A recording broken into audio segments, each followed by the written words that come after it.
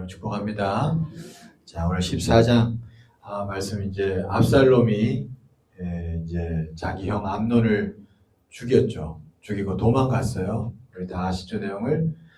그랬더니 이제 아버지 다윗이 이 말씀을 잘 보면 두 마음이라는 걸 알 수가 있습니다. 하나는 이제 13장 끝절에도 나왔지만 아들이잖아요. 물론 또 다른 아들을 죽여서 참 그렇긴 하지만 또 아들이 떠나가고 도망가서 안 오니까 걱정이 되고 보고 싶고 그런 마음이 있는 거예요. 그리고 또 한 마음이 있는데 한편으로는 또 괘씸한 거예요. 그러니까 이게 지금 다윗이 두 마음이 있습니다. 그 마음이 있었는데 요압이 이제 14장 내용은 뭐냐면 그래도 자식이고 데려오기를 원하는 마음이 있다는 걸 알고 요압이 이제 왕의 마음을 미리 감지하고 왕의 그 마음을 이루어주기 위해서 이제 한 여인을 통하여서 이제 이런저런 저런저런 연기를 하게 해서 이제 왕에게 당신 아들 데리고 오십시오라는 얘기를 이제 하게 되죠. 그래서 이제 요압이 다 이렇게 한 걸 알고 다윗이 이제 허락해서 이제 압살롬을 데려오게 됩니다. 근데 데려올 때 자 보십시오. 24절 다시 한번 보세요. 24절 왕이 이르되 그를 그의 집으로 물러가게 하여 내 얼굴을 볼 수 없게 하라 하매 압살롬이 자기 집으로 돌아가고 왕의 얼굴을 보지 못하니라. 뒤에 내용을 보면 알 수 있습니다만 2년 동안 이 압살롬이 다윗을 못 봐요. 왜? 다윗이 보기 싫어해서. 두 마음이에요. 한편으로 걱정되고 보고 싶고 또 한편으로 괘씸해서 보기 싫고 두 마음인 거예요. 여러분 성경의 두 마음은 야고보서 말씀 보면은 두 마음이 좋다 그래요? 안 좋다 그래요? 안 좋아요. 기도 응답도 안 된다 그러고 야고보서 말씀 보면 이렇게 나와요. 제가 읽어드릴게요. 두 마음을 품어 모든 일에 정함이 없는 자로다. 이런 구절이 있습니다. 그래서 응답을 못 받는다는 얘기가 있어요. 그러니까 이게 두 마음이 있으니까 이게 해결이 안 된 거예요. 여러분 해결된 마음은 반드시 한 마음인 줄 믿습니다. 하나님이 함께 하시는 마음은 한 마음이에요. 다윗이 이게 어쩔 수 없이 요압의 어떤 격동질과 이런 것 가운데 걱정되는 마음, 보고 싶은 마음도 있으니까 허락을 했지만 실제적으로 다윗 마음에서는 지금 이 두 마음이 한 마음이 안 된 상태였어요. 그랬더니 결국에는 압살롬을 데려왔는데 품지를 못해요. 결국에는 자기가 품지를 못한단 말이에요. 그러니까 이게 화근이 돼가지고 압살롬이 앙심을 품게 되는 거예요. 그래서 나중에 반역을 저지르는 겁니다. 이게 참 안타깝죠? 여러분 이게 예수 믿는 자들은요. 그러니까 항상 어떤 선택을 할 때 로마서 5장 1절에 보면 무슨 말씀이 나오냐면 하나님과 화평함을 누리자 그랬어요. 우리 안에 계신 하나님이 있는 줄 믿습니다. 이게 하나님이 내 안에 계신 하나님과 화평함을 누리자는 얘기가 이게 내 안에 마음이 쉽게 말해서 하나님과 일치된 평화로운 마음을 이루어야 된다는 거예요. 그러니까 우리가 항상 기억하십시오. 그러니까 예수 안에서 우리가 항상 두 마음이 있을 때가 있어요. 그때는 항상 이것을 기도하면서 한 마음으로 만드셔야 돼요. 그래야지 이게 하나님 뜻에서 하나님과 일치하는 마음이구나. 그랬을 때 어떤 행동을 하고 어떤 선택을 하셔야 됩니다. 이게 아주 중요한 분별점이에요. 다윗이 참 신앙이 좋았음에도 불구하고 이때는 그걸 잘 못한 걸 알 수 있습니다. 그러니까 결국엔 두 마음을 품고 그 상태로 그냥 아들을 데려왔더니 결국엔 아들 품지도 못하고 그 아들은 아들대로 상처받고 결국에는 아들은 또 앙심을 품고 결국에는 이렇게 반역을 저지르는 그런 일까지 일어나는 것 알 수가 있습니다. 그래서 예수 믿는 자들은 항상 두 마음이 안 좋다. 이걸 명심하시기를 축원합니다. 무슨 일이 됐든 두 마음은 안 좋은 거예요. 그래서 우리가 항상 이 두 마음을 기도하면서 하나님 안에서 한 마음을 만들고 어떤 행동을 하고 선택을 할 수 있기를 축원합니다. 자, 그 다음에 그리고 난 다음에 이제 결국에는 압살롬이 자 28절부터 보세요. 28절. 압살롬이 이태 동안 2년 동안 예루살렘에 있을 때 왕의 얼굴을 보지 못하였습니다. 그렇죠. 그러니까 이때 앙심이 생기는 겁니다. 이게 얼마나 안타깝습니까? 제가 여러분 이것도 하나 알 수 있는 게 사람이 마음이라는 게 다 때가 있는 것 같아요. 모든 일도 때가 있잖아요. 사람 마음도 때가 있는 거예요. 그러니까 빨리 다윗이 두 마음을 품어서 이렇게 했더라도 빨리 회개하고 한 마음으로 만들어가지고 빨리 그죠? 아들을 품었더라고요. 아쉬워요. 2년 동안 내버려 뒀다는 게 얼마나 안타까운지 모르겠습니다. 네. 그래서 이게 다 마음도 때가 있고 일도 때가 있는 것 같습니다. 우리가 이것을 늘 깨닫는 은혜가 있기를 축원합니다. 자, 아무튼 그렇게 돼서 결국에는 15장에 이제 압살롬이 반역을 하는데 이 압살롬이 반역할 때 내용을 좀 보면 좋겠어요. 6절 볼까요? 15장 6절. 자, 압살롬이 참 똑똑한 사람입니다. 보세요. 좋지 않게 똑똑하지만 이스라엘 무리 중에 왕께 재판을 청하러 오는 자들마다 압살롬의 행함이 이와 같아서 이스라엘 사람의 마음을 압살롬이 훔치니라. 이게 무슨 얘기냐면 압살롬이 이제 마음에 앙심을 품었어요. 그리고 어떤 행동을 하느냐면 다윗을 보러 사람들이 올 때마다 자기가 중간에서 그 사람들을 대신 가르쳐서 만나는 거예요. 그리고 대신 그 사람들이 원하는 걸 다 해결해 주는 거예요. 그러니까 사람들 마음이 어떻게 되겠어요? 다윗이 해줄 걸 기대했는데 이 사람이 중간에서 탁 해서 탁 해주니까 이 사람한테 마음이 나가버리는 거예요. 그래서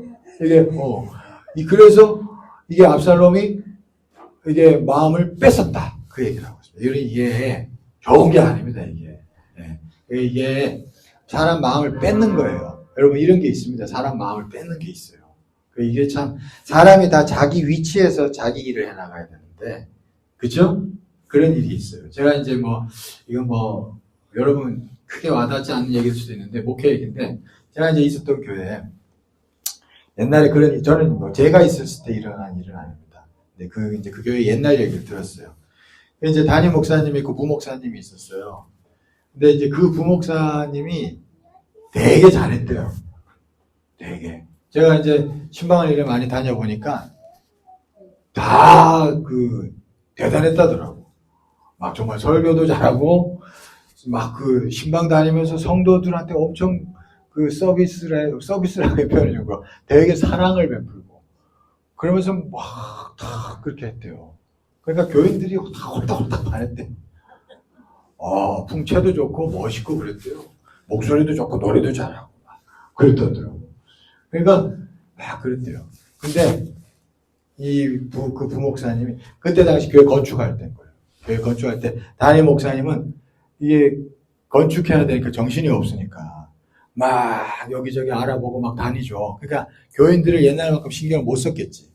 교회 건축이라는 것도 보통 일은 아니잖아요. 근데 그 사이에 이 부목사님은 이제 교인들이 자기를 좋아하는 걸 알고 막 이제 근데 그게 좋지 않았던 마음한테 다 뺏었는 마음. 그 나중에는 이제 담임 목사님하고 부목사하고 부딪힐 일이 있었대요.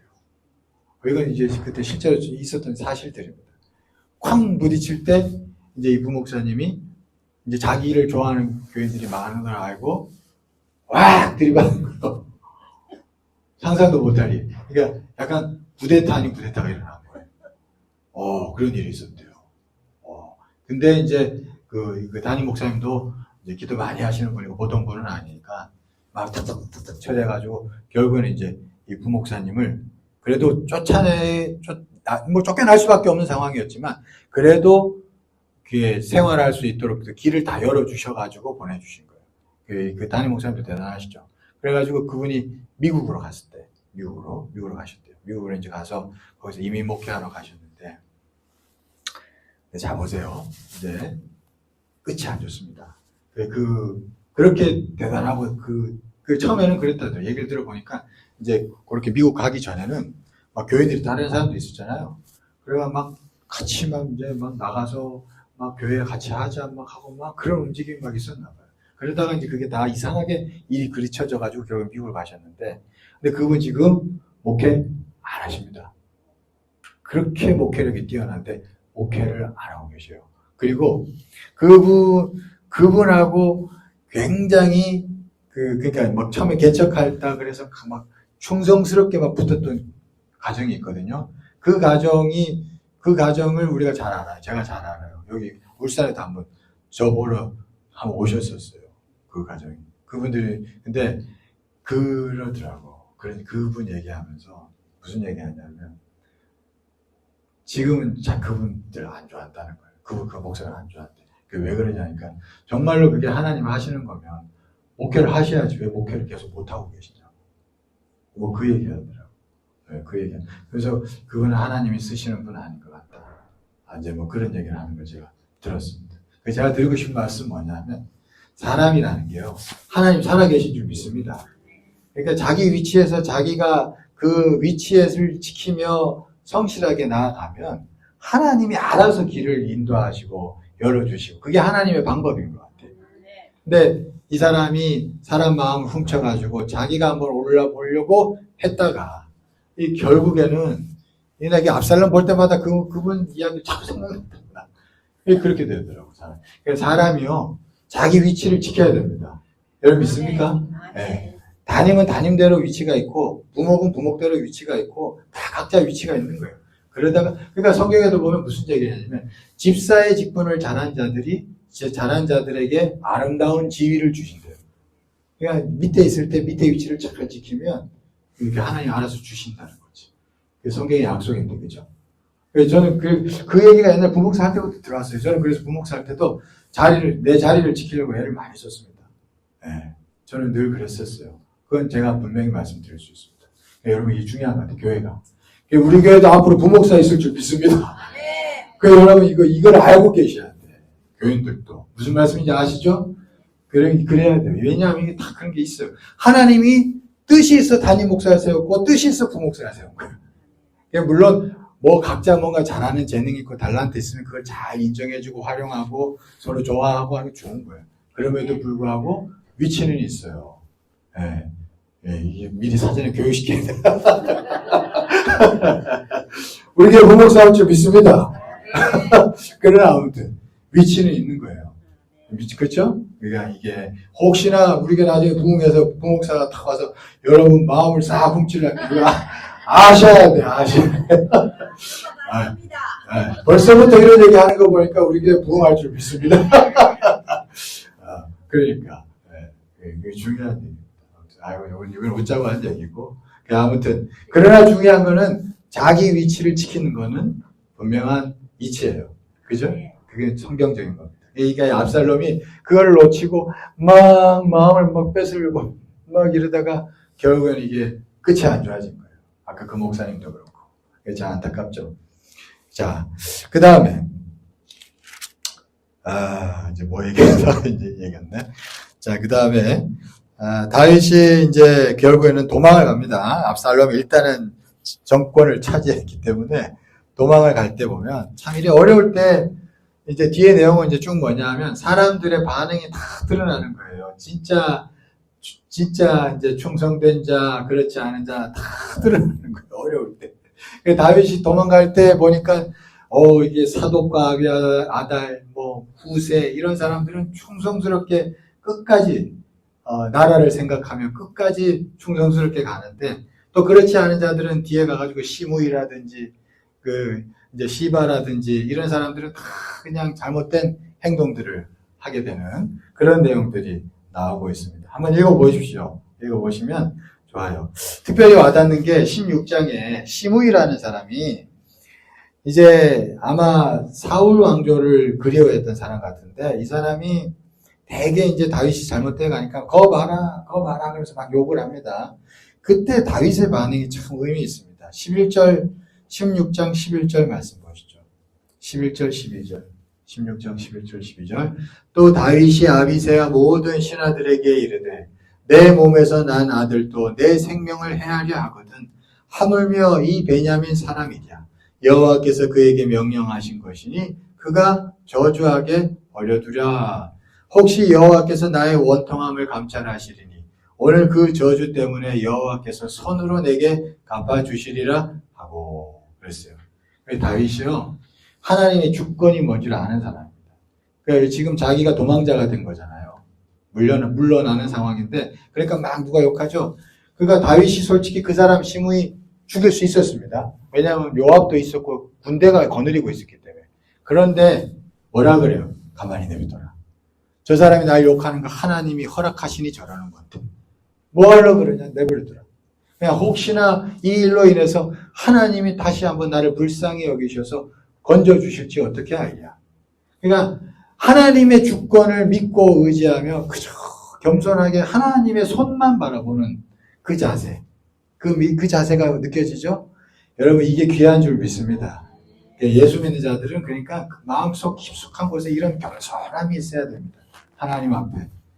너무 하나님 앞에서 막 머리를 치켜드는 게 좋은 게 아니에요. 이 다윗이 그런 마음의 중심이 있었다는 걸 알 수가 있고 그 중심 때문에 결국엔 다윗을 끝까지 하나님께서 지켜주신 줄 믿습니다. 자, 그런 겸손한 자세, 이런 자세가 있으면 좋겠습니다. 그 다음에 17장 넘어가면 이제 압살롬에게 아주 유능한 책사 한 사람이 나오는데 그게 아히도벨이라는 사람입니다. 아히도벨이 얼마나 대단했냐면 16장 23절 보세요. 16장 23절 보세요. 네.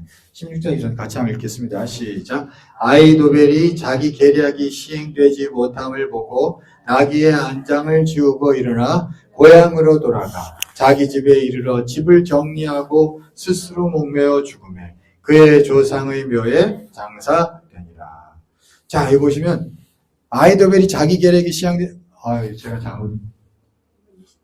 내가 잘못했네. 이게 아닌데. 16장 23절이에요? 이거 16장 23절이 아닌 것 같은데. 16장 23절 한번 띄워주세요.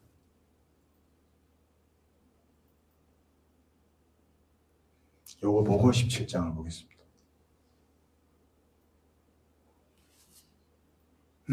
여보세요? 그때 아히도벨이 베푸는 계략은 사람이 하나님께 물어서 받은 말씀과 같은 것이라. 아히도벨의 모든 계략은 다윗에게나 압살롬에게나 그와 같이 여겨졌다. 그러니까 아히도벨이라는 사람이 대단한 사람이죠. 엄청나게 지혜로운 사람, 지식이 넘치는 그런 계략의 사람입니다. 근데 그런 사람인데 결국에는 참 이상하죠. 아히도벨 얘기만 들었더라면 어떻게 보면 압살롬이 다윗을 죽이고 진짜 왕이 됐을 거예요. 근데 결정적인 순간에 다윗이 보낸 후세라는 사람이 있는데 이 후세 얘기를 듣는 거예요. 왕이 압살롬이 17장 14절 보세요. 17장 14절.